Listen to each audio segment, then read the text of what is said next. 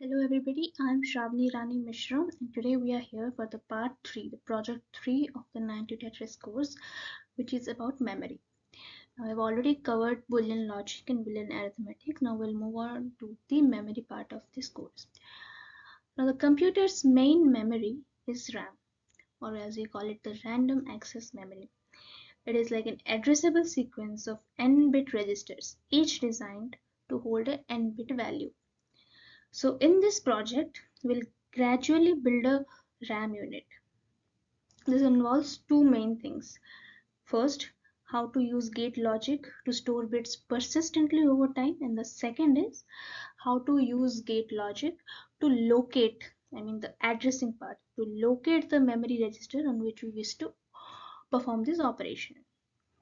Let's move on and see what we're doing in this part. So here we'll learn about these 9 chips where each of us will lead to finally making our RAM, the most efficient RAM actually.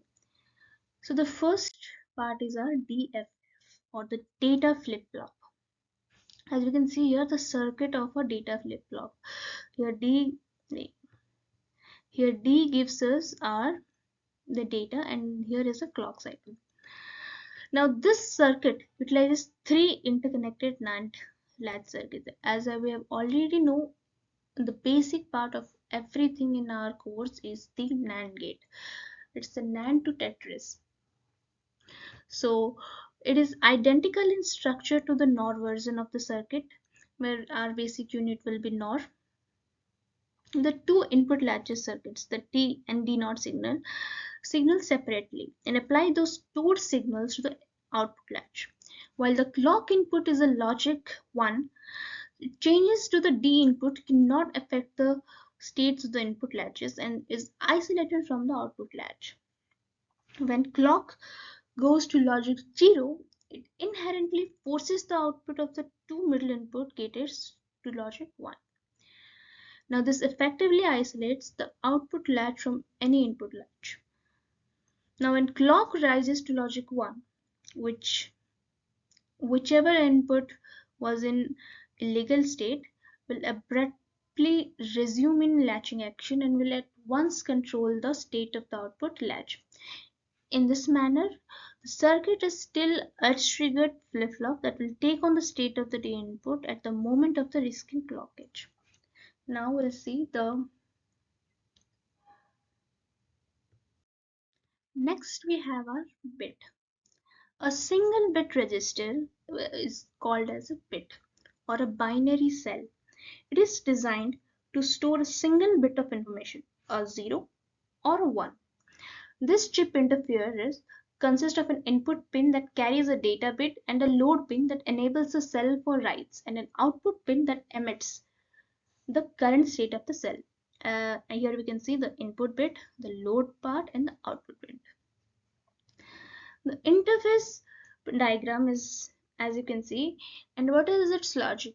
Like if the load is t minus 1, then our output will be whatever the input was in its previous cycle, or the output will, if the load is not t minus 1, then our output will be whatever the output is in this cycle. This is our bit. Now let's come to the simulation part of the bit. In bit, what we have used is mux from our project 1 and the DFF that we already learned about. Now in this whole project, our DFF is the primitive one. Like originally our NAND was primitive, was the most basic part. Here in project 3, our DFF is the most basic part and primitive one. So in bit, we'll use mux operation and DFF operation to get our outputs. Now you can see our input is 1, our load is 0, so our output is 0 at this point. Next we have our register. Now as I already told, register is like a collection of bits. It's like n number of bits put together to form a register. Since it is a collection of bits, its code also it's completely compiled from bits only. We have 16 number of bits used in the code of register. So when we put in an input is a 16-bit number, our load is 1 and output is our same 16-bit number since our load is 1. Next we have our RAM. Now, as we've already thought of up to now, that register is like a collection of bits. Now, our bits is the most basic part. Register is a collection of bits, and our RAM is a collection of registers. So it's like a sequence of n number of addressable registers with address 0 to 1, where we can always go and search for these registers with their addresses. Now, at any given point of time, only one register in this RAM is selected. Now here k is our width of the input, which is, we can also tell as log base 2 to the power n. Next we have RAM 8. Now RAM 8 here is like our collection of 8 registers. RAM 8 is like 8 registers. So in the coding part of the RAM 8, we'll use 8 registers, each with one value of input as in, load as 0, 1, 2, 3, 4, 5, 6 up until 7, and our output also as 0 to 7. In the RAM 8 will also use our mux 8-way 16-bit because our input is of 16 bits and will give 8 inputs as in the 8 registers. So we'll use our mux 8-way 16 from our project 1. And as we can see here from the outputs, when our input is a 16-bit number, our load is 0 and we have addresses 7, and our output is also 16-bit number as the same as the input. Next we have RAM 64. Now from now onwards we'll have like an increments in the RAMs. Like the first basic part was our RAM 8, then we'll have RAM 64, then 512 and so on. So RAM 64 will use 8 of the RAM 8, 8 number of RAM 8, which will comprise of 64. So instead of using 64 registers, we use 8 RAM 8. And here also we use our mux 8-way 16-bit because again we have 8 inputs which are 8 RAMs, and our each input is of 16-bit. So we use our mux 8-way 16. Here we can see our input is 16-bit number, our load is 0, our address is 61 because our address can go to 64 now, and our output. Next we have our RAM 512. As I already said, it is also like an increment from 64. How do we get 64? How do we get 512 from 64? By using 8 64-bit RAMs.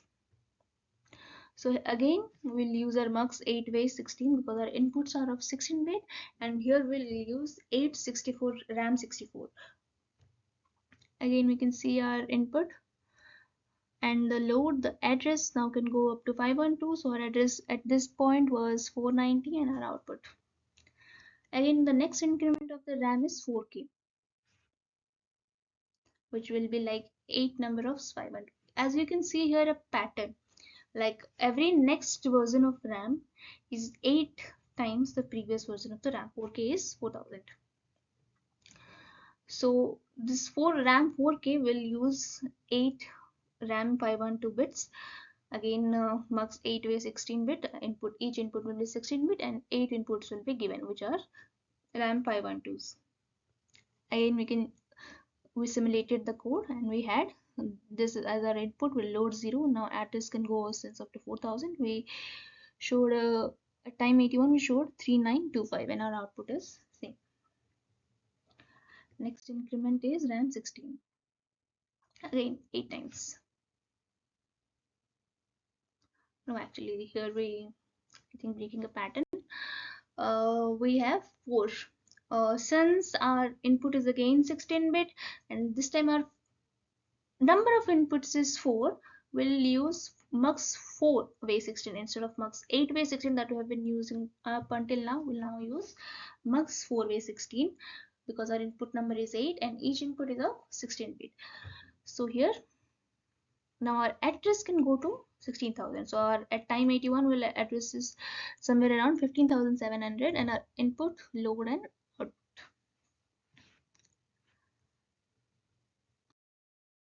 Program counter. Now this is a chip which will execute a particular code, a block of code, or any operation with each increment.